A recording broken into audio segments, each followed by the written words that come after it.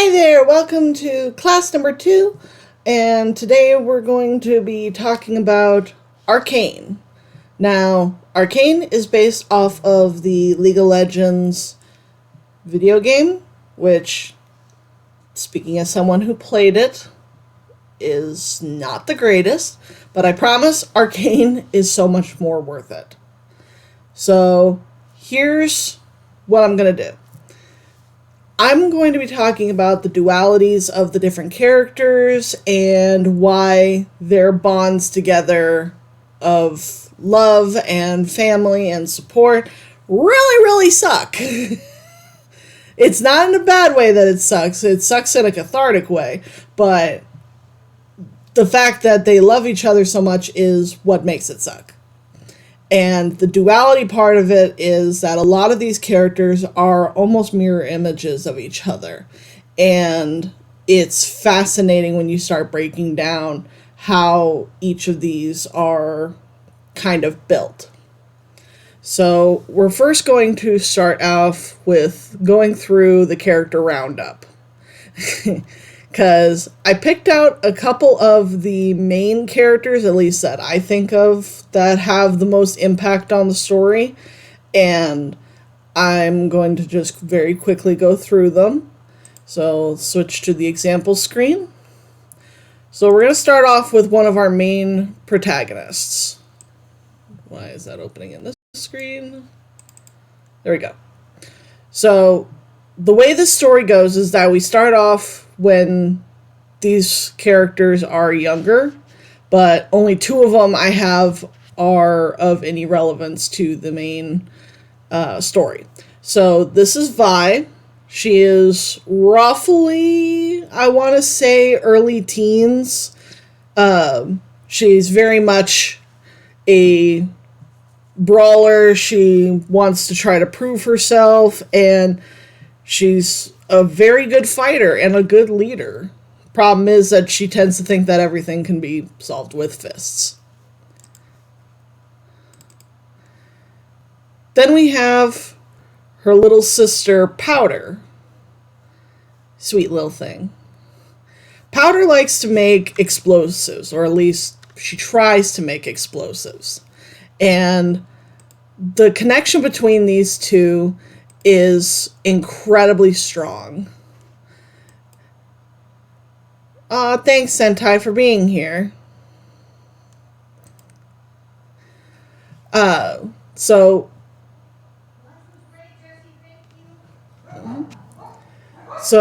Powder and Vi lost their parents during an uprising a couple years back. And what happened is that another character that we'll meet took them in and basically raised them as his daughters. And my computer is being silly. So, I will show you the character that took them in, and that is Vander. Vander was originally a freedom fighter himself. And what they're fighting against is that the 3 of them all live in the Undercity. The Undercity is literally, like it says on the box, it's underneath the city of Piltover. And Piltover is this big metropolis of a world that very much sits on top of an entire civilization of people that they want to forget. And Vander started an uprising with a whole bunch of people. Unfortunately, that also involved Vi and Powder's parents, which led to their death. And he took them in. Now, the person that he worked with in order to do this is his brother-in-arms, Silco. Silco is very much what I consider a chess master character. He's always thinking about 3 or 4 steps ahead of any other person that he's talking to. And one of the things that is very subtle world building is his face, right here. And you learn later on that this was actually done in a combination between Vander and the polluted waters of the Undercity. So then we move on to one of the characters that is more of a side character, but is very important to Silco and Vander, and that is Savika. There we go.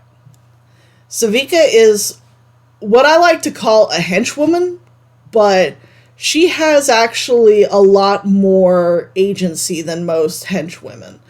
And I heard the term kingmaker is thrown around for her, and I feel like that's actually a very apt description of Savika.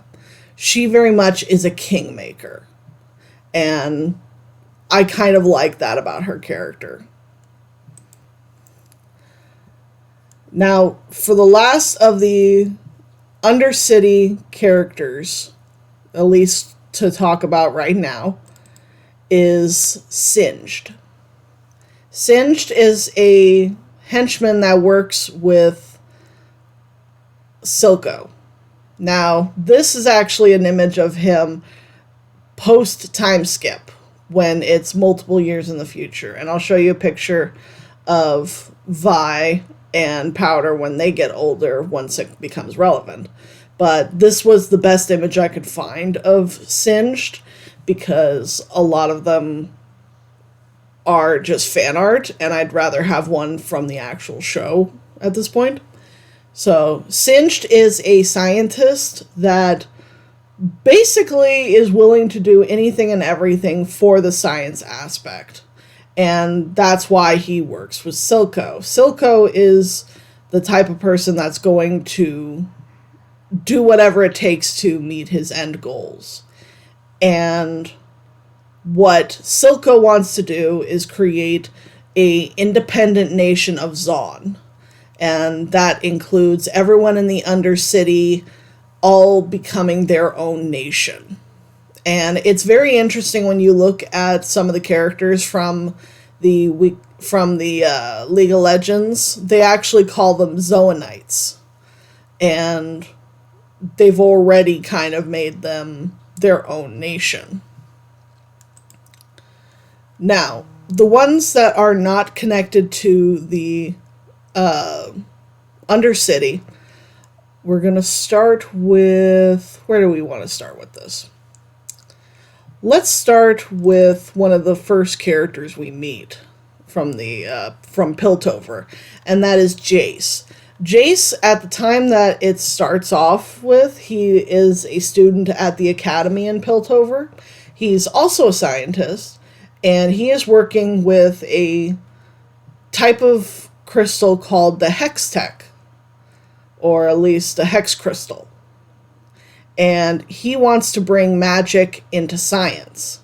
Now, in Piltover, magic is not really like banned, but it's very much looked down upon. So science is very in, magic is out.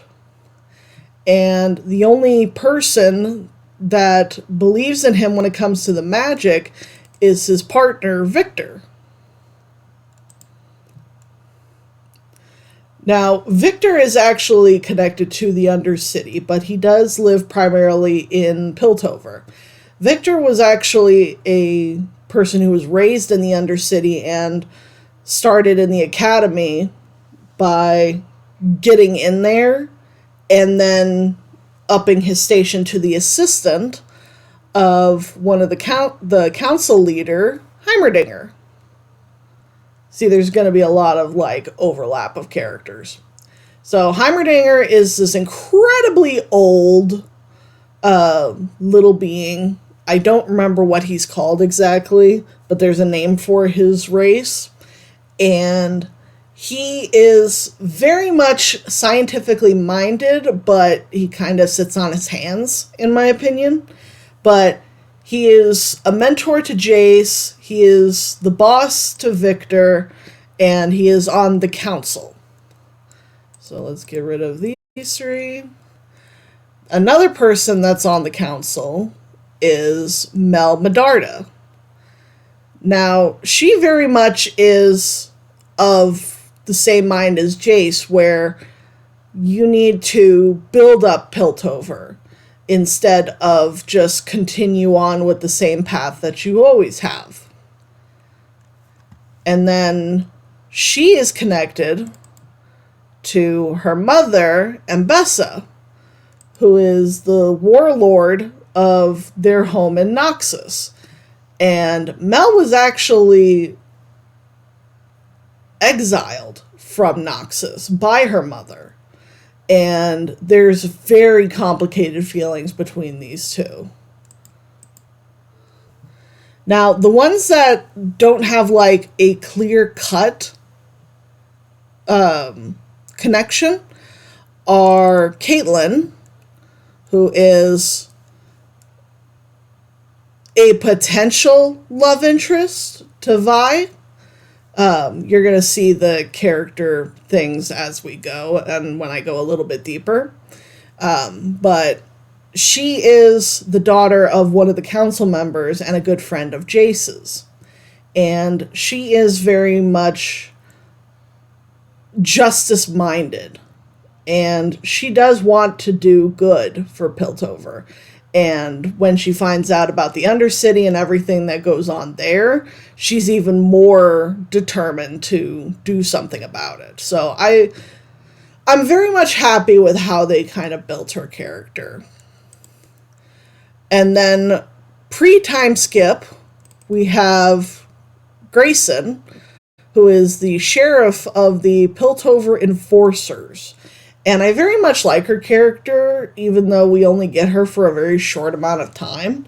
She seems to really care about people, specifically Vander, who she works with, which is kind of a sticky situation.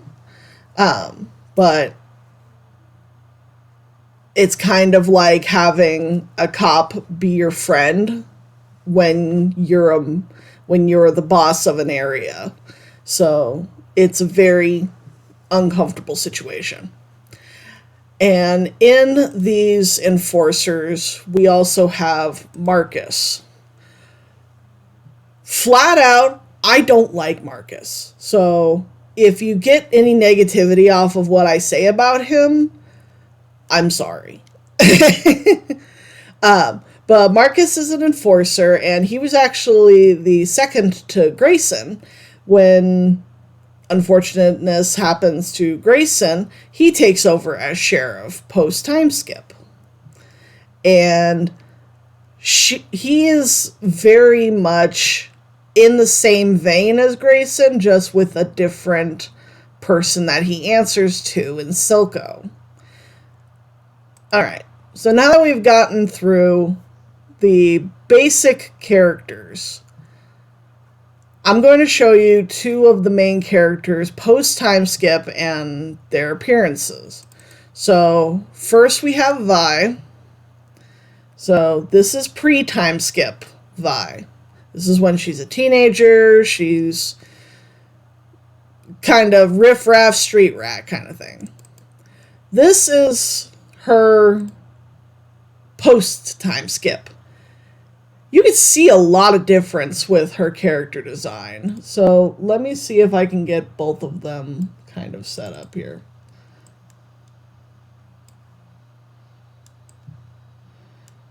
Okay. So first off, we have a couple of tattoos, including gears. We have piercings. We have scars and more scars, and obviously she's kept a lot of her signature hair and let one side grow out. Now, the difference between these two is very much a mindset, because right before the time skip, she gets kidnapped by Marcus and thrown into Stillwater Prison, where she spends basically the entirety of the time skip era. Kind of like the Count of Monte Cristo, but less murdering the people who hurt you. But she is repeatedly beaten and brutalized by the people in this prison. And you can tell by the way that the designers created her, you could tell that she has seen some shit. She is very much guarded and she is very angry. So, now that we've seen Vi, what about Powder? Because we mentioned that this is pre-time skip. This is her post-time skip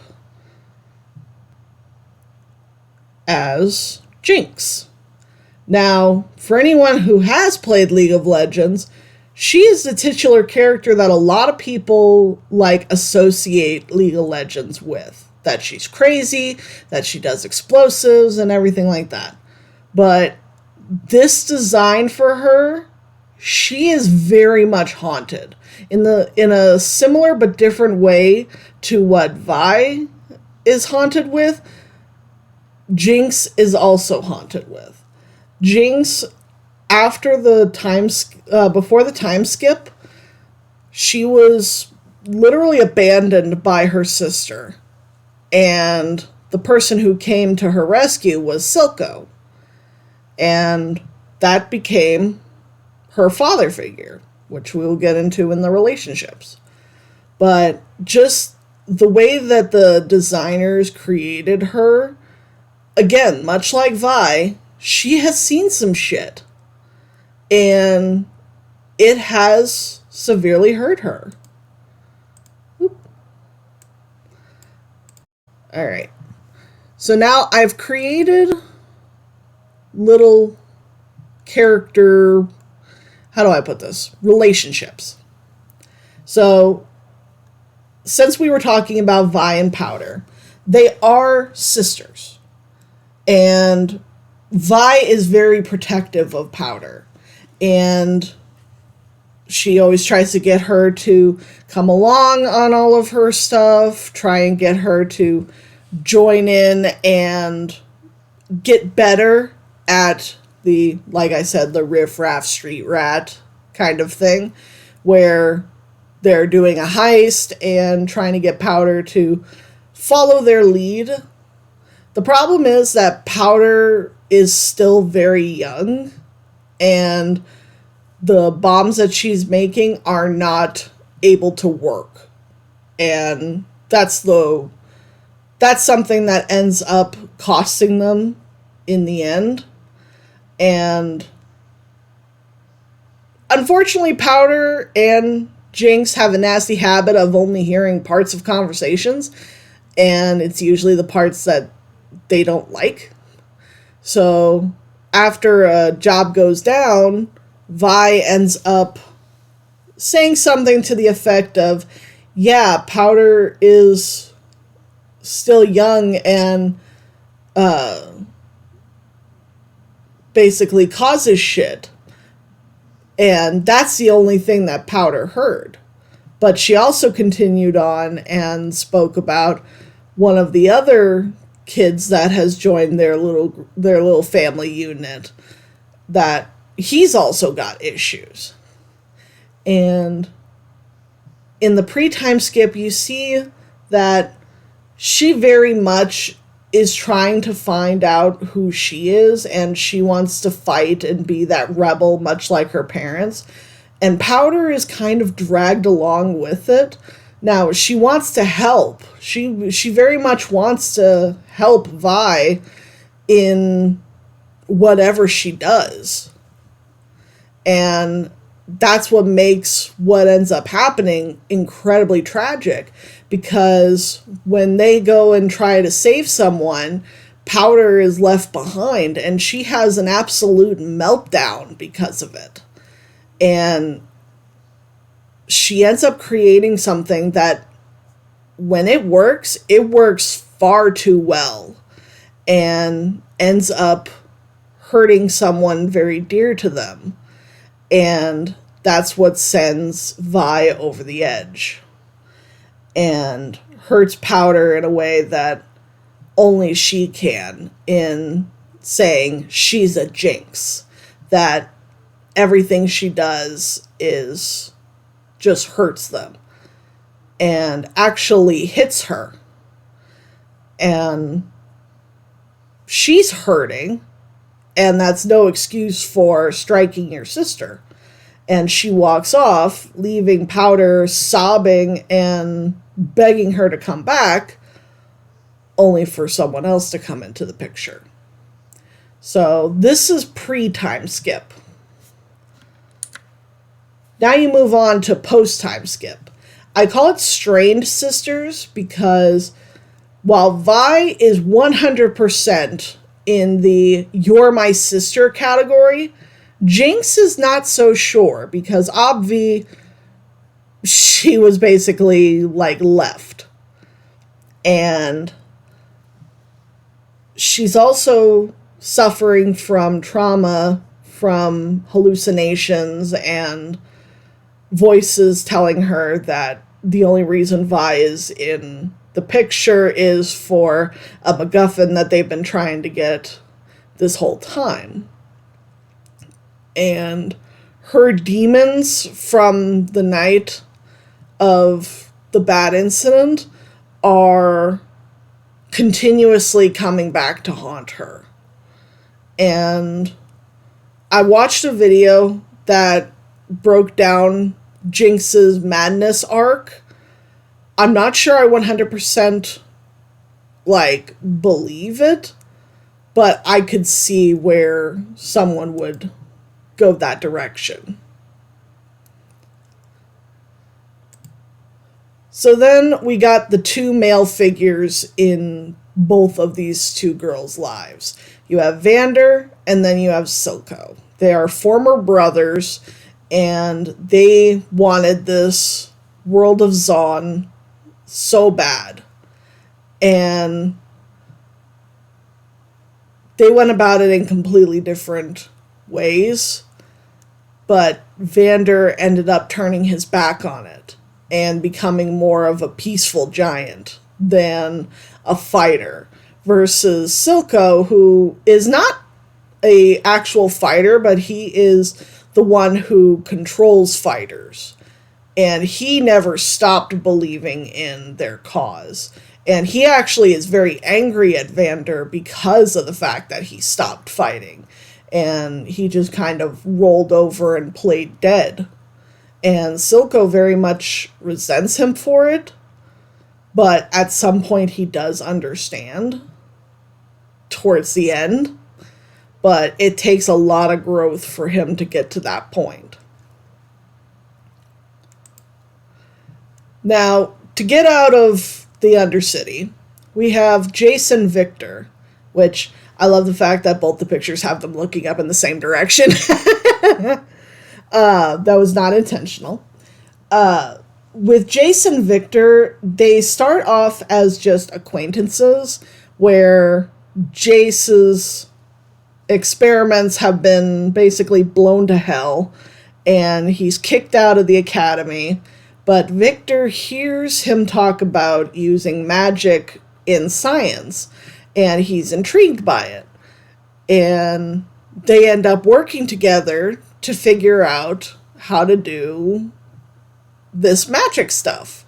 And they end up doing it. They end up creating what's later called Hextech, which is a glowing crystal that can make teleportation possible. And it absolutely changes everything in Piltover.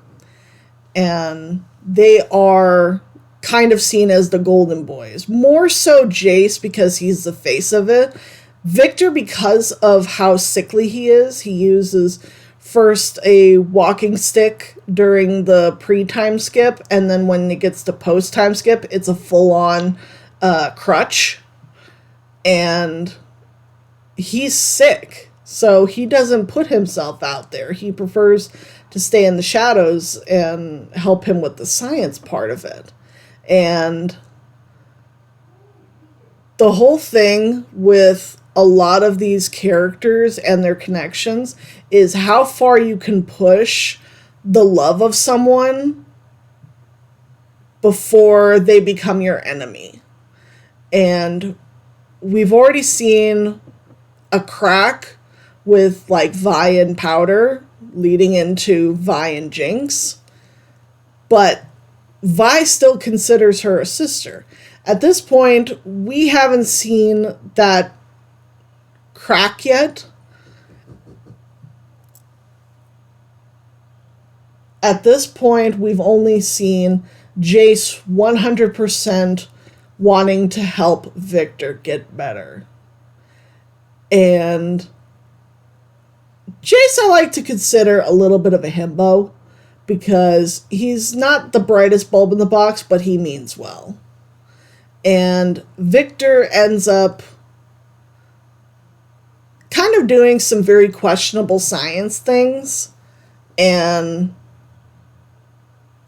works very much to increase the hex tech, leading to the hex core,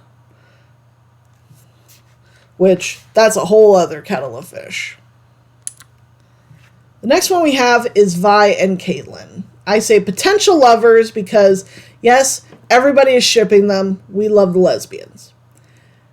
However, their progression is very fast, and I hope during season 2 there is more connection points, because they have the start of what could be a love connection, but right now it's very, very light. And with this one, it's very much opposites attract. And Vi actually does kind of comment it's like oil and water. And it's just funny because Caitlyn does show that she's very much able to keep up with Vi. She's a little slower, but she's able to keep up with her. And she's got her own set of bravery that Vi doesn't necessarily see, because she's very much like Jace. She's very single-minded. And Caitlyn is more of a strategist. And that's what's very fascinating about her. Then we have Mel and Jace. This one, on first watching, I did not like, because Mel came off very manipulative and very much pushing Jace into being a politician, not a scientist. And it really bothered me. And then when I watched it a second time, knowing what I know about Mel, it made more sense. So if you end up watching it, I recommend 2 viewings of the whole thing, because it will change your perspective on a lot of these characters, because you find out more information about them.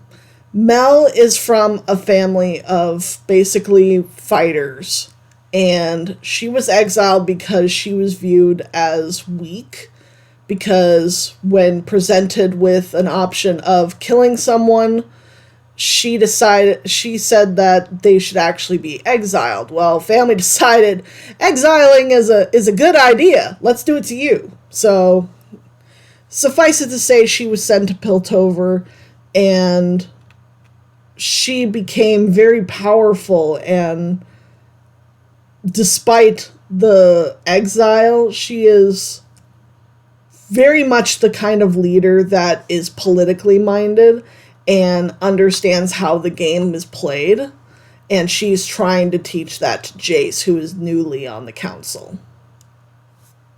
And I will say their sex scene is very uncomfy. I don't think it needed to be there. It could have been more fade to black than it was, and it was just a lot. So, warning on that. There we go. Okay. Speaking of Mel, we have her mother, Ambessa. Ambessa, as I said, is a warlord, and she ends up showing up about partway through the post-time skip, and she is basically wanting Piltover to use their hex tech to create weapons. And Mel is absolutely against that. Especially because it's like, well, you exiled me. Why the hell would I help you? And she still loves her mother, but it's very complicated love. And that's basically true for all of the characters, is that there is a moment of, I'm very angry at you, but I still love you kind of thing. Now, speaking of parental figures, I decided to split this up between the main parental figure and when they were that parental figure. Now, with Vi and Vander, it was in the pre-time skip. Because, unfortunately, Vander does lose his life during the finale of episode 3, I believe it is.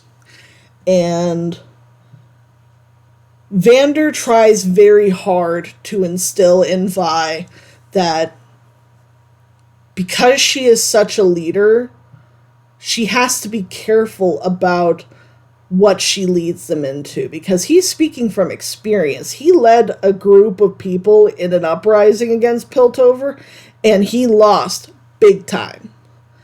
And he asks her point blank, what are you willing to give up?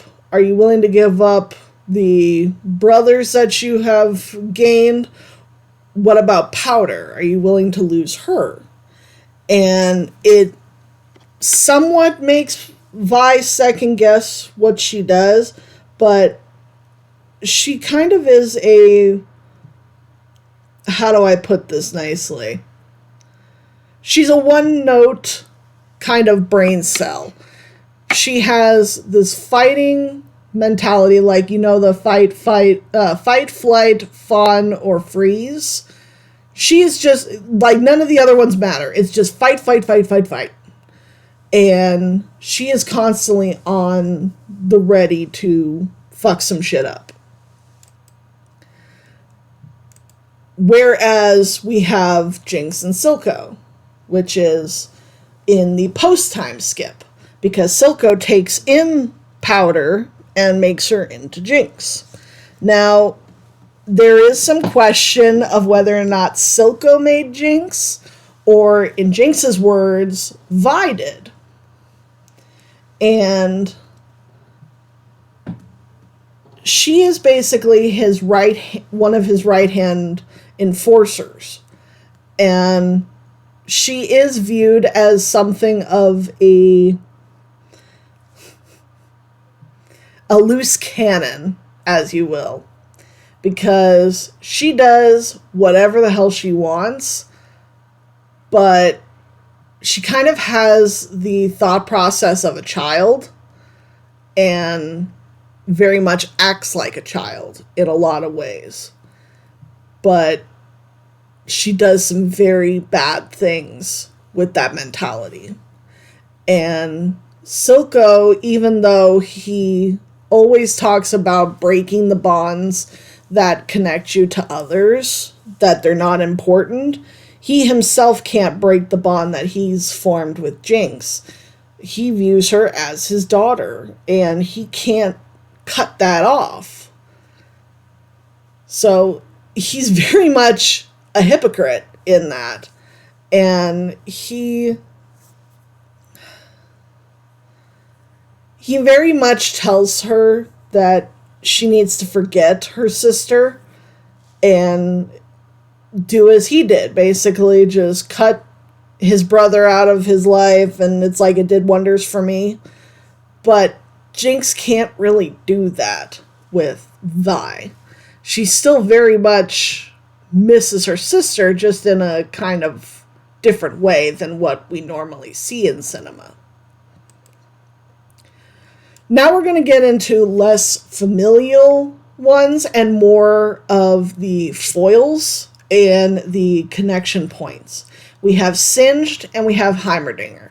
Both of them are scientists, but as I state here, opposing scientists. Heimerdinger keeps talking about how Science is something that you need to build slowly and make sure that it's safe and do a lot of research so that everything goes off without a hitch, while Singe is very much fuck around and find out.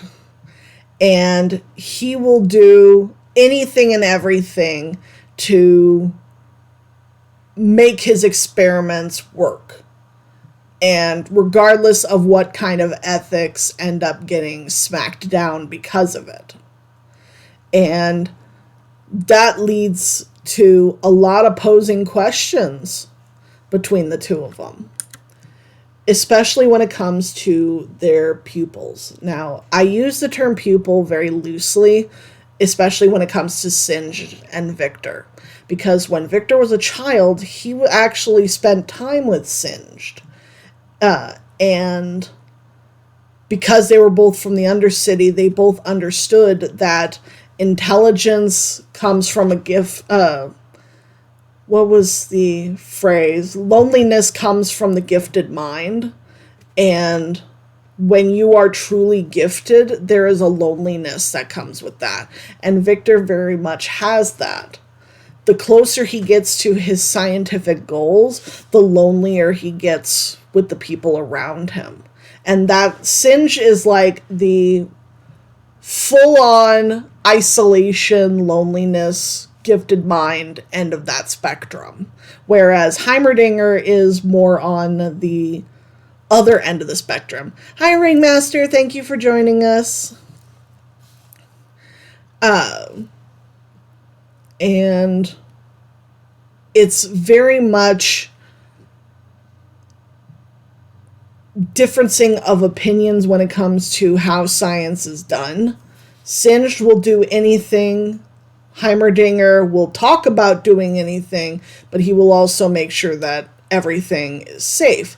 Victor leans harder into Singed towards the end of season 1 because he's tired of just being the assistant and not taking the risks for scientific purposes. Then you have Heimerdinger and Jace. Because Heimerdinger is very much a teacher to Jace, Jace has a lot of respect and love for Heimerdinger. And the problem comes because Heimerdinger is so old, he keeps talking about things in decades and needs to take forever to get things done. And Jace famously tells him, it's like, we humans don't have decades. We have only a short time to do anything of substance. And yes, that's a very, it's very human. It's like, I can do this now. I can help people now. Why are you pushing me to wait? Because I don't have that time like you do. He's like, I don't know how old Heimerdinger is, but he's like stupidly old. And he has forgotten what it's like to basically be a full scientist, because at this point he's not even doing any science. He's doing all advising and political, not really political stuff, but he's not doing the scientific work like what Jace is trying to do. And it's very much a battle between what can we do right now to what can we do safely in several decades. And it's like, well, we don't have several decades to wait. Okay, this one I had to kind of split. Savika is both a follower for Vander and Silco, but in very different ways. She's very much idol. She believed in Vander and Silco's cause for Zon and wanted them to fight for it. However, she lost respect for Vander because he basically gave up, and she found him to be weak. then she joined up with Silco. And Silco, she found someone who was strong in his beliefs and helped him to become the boss that he is supposed to be. And that's why I say Savika is very much a kingmaker. And if Vander had not given up, she probably could have made him a king as well. But he did. He gave in to his fear and just trying to protect the people of the Undercity instead of fighting for them in the way that Silco does. Now, I've also split up Savika's relationship with our two main girls, Vi and Jinx. Now, with Savika and Jinx, they're co-workers, cohorts, begrudgingly. Because right-hand enforcer, right-hand woman. And she wants to keep things going the way that they are, and Jinx is a liability in a lot of ways because she is upsetting the balance of things that are going on, and it's very easy to understand why Savika really doesn't like her. She understands some things about her, but for the most part, she shows a lot of disdain for Jinx. Now this one is red hot, but they are actually foils of each other. They both very much believe that fighting is the way that you end up getting things done. However, there's a power imbalance between these two. And Savika has all the power of having the station with Silco and keeping things the way that they are, whereas Vi wants to change things and not have Silco be the main power in the Undercity. And they end up fighting twice, including the final fight of the season, where, yeah, Vi wins, but it's not a good win. It's a cathartic win, but it's not one that helps her cause at all. It just destroys her foil.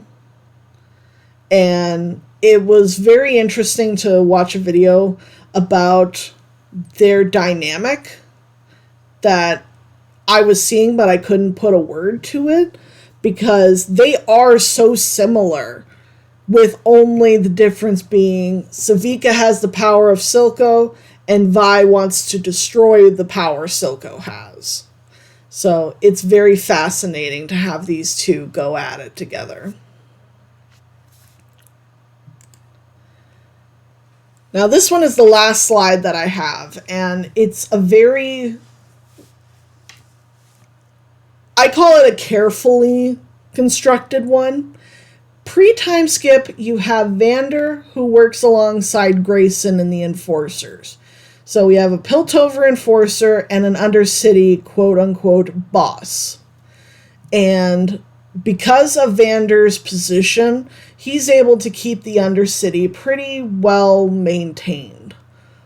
Grayson keeps the Enforcers away as long as Vander keeps the Undercity intact. And they work together. Now that is a big no-no when it comes to the loyal followers in the Undercity for Vander. And the few people who find out about it are very angry that he works with an enforcer. But then, post-time skip, you have Marcus, who works for Silco. And this is very much the Piltover Enforcer and Undercity boss, because Marcus will go out of his way to protect Silco, and Silco really doesn't have to give anything to Marcus. He actually threatens him a lot. And this is truly a one-sided relationship, because Marcus became sheriff after Grayson's death, and now he gives everything to Silco. Silco does not have to give anything back. He does his machinations. Marcus sometimes will get uppity about things going on in Piltover, but for the most part, Silco continues to hold the power over Marcus. And Marcus has very much a similar weak spot that Silco has, his daughter. He has a young daughter that Silco can actually threaten him with and keep him under his thumb. So the two of their relationships are so different, yet so interconnected with each other. And that goes back to what I was talking about when it came to the bonds together. So the bonds that I mostly see are from a couple of different sources. So, whoop.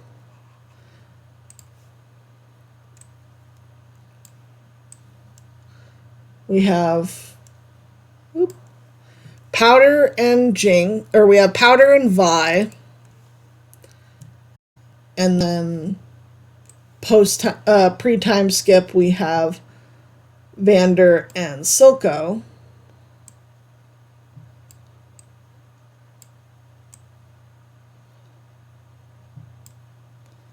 There we go. What is happening? Vander and Silco.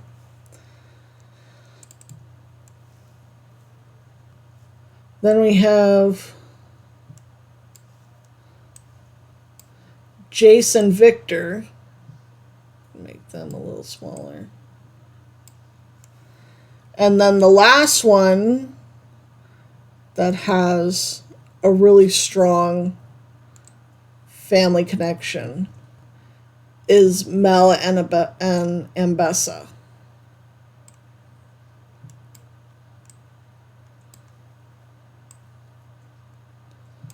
So these four relationships are what kind of carry throughout the entire series.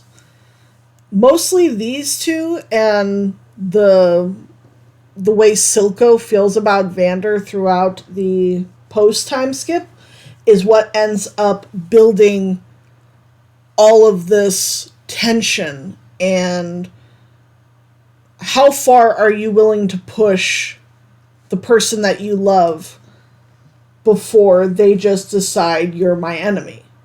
And at this point with season 1, the only people that we've seen do absolutely terrible things is Jinx against Vi. But we've also seen Victor kind of dipping his toes into some very questionable things in like a la Singed territory. And he is really pushing hard into the science aspect while Jace is trying to make things in a way safer and more lawful, but he also is very much wanting to save Victor's life. And that's why I call him kind of a himbo, because like he holds maybe 2 brain cells at a time. With Ambessa and Mel, unfortunately, because of the exiling, Mel holds a lot of resentment towards her mother. But when she finds out the reasoning behind it, where Ambessa says that Mel made her weak, it reframes the relationship that she had with Mel.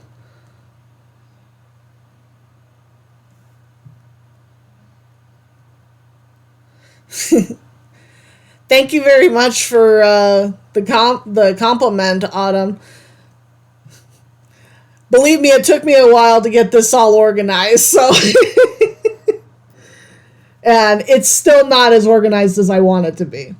But basically, Ambessa could not make the decisions that she needed to make and have Mel look at her with those eyes that made the decisions that she had to make, the necessary decisions in order to keep their family alive. And there's actually a tragedy with their family where one of Mel's brother, who very much is like Mel in wanting to be more politically and negotiating minded, ends up being killed. So it's very tragic when you see exactly what Mbessa is trying to prevent, but also she's trying to break the bonds of love, but can't, even from a distance. Now, with Vander and Silco, because Vander ends up dying during the pre-time skip, Silco ends up dealing with a lot of that, trying to let go of his brother and the emotions he has towards him. Yeah, Jinx was actually my favorite for the longest time when I used to play League of Legends. And watching this made me love her even more. So I highly recommend giving the show a try. And her connection to Silco is actually what ends up kind of damning him, because much in the way Vander's connection to Vi ended up damning him, Silco realizes, like, is there anything more tragic than a daughter?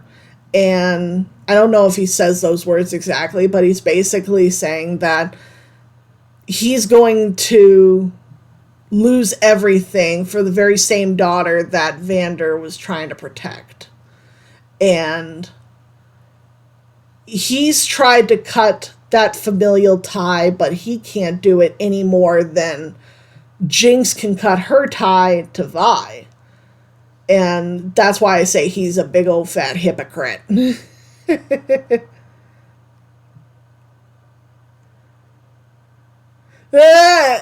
know, I never thought about that. It would be a very funny pairing between Jinx and Jace.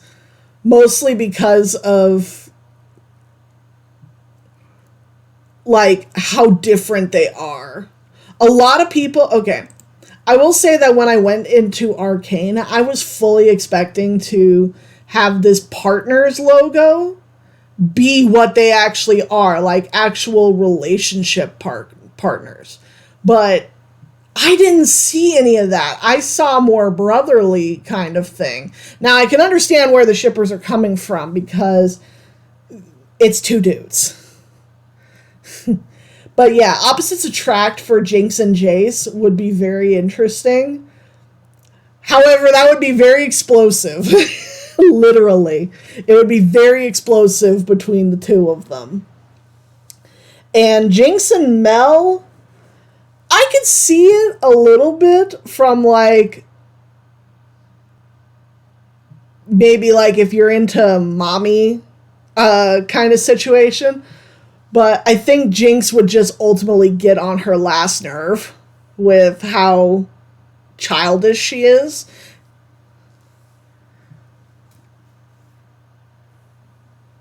Yeah. Because it... could it work? I don't know.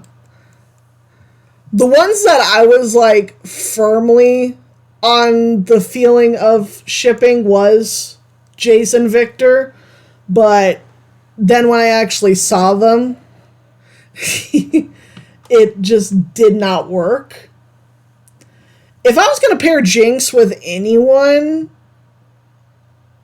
it would probably be Savika, honestly. Let me pull up her picture. Because...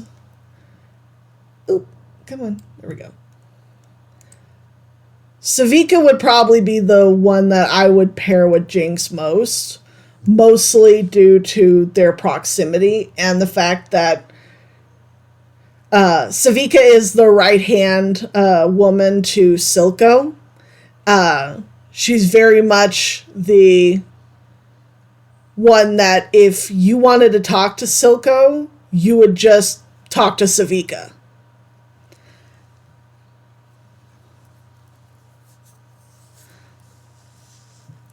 But I highly, highly recommend watching this show, Autumn, because it's full of very strong female characters, very diverse characters, and male characters that, yeah, there's a couple of them that are the stereotypical male.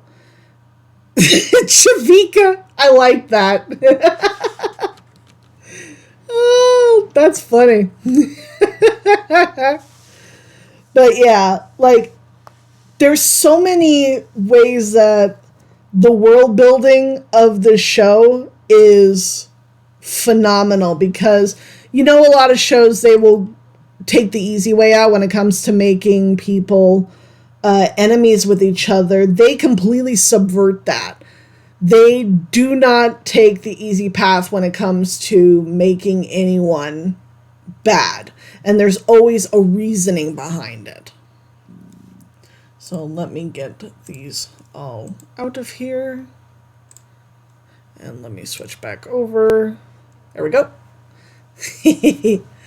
Okay, so basically, that is my entire presentation on why people should watch Arcane. It is on Netflix, and I have binged the show 3 times now, and it took me until like the third viewing to really see a lot of the things that the writers and the creators were trying to do for it.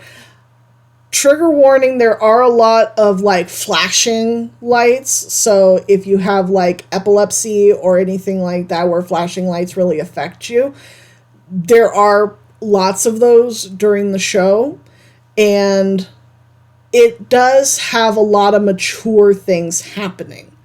And there was a couple times I had to look away because the scene was just way too much, but that's me personally.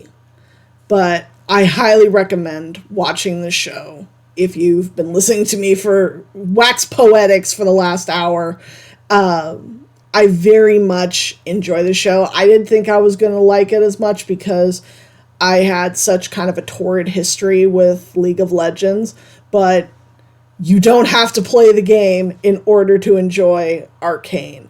It's actually better if you have no history with League of Legends, because then you get a brand new perspective on all these characters, and you don't have the game's like gotcha mechanics and toxic community kind of blinding you in that.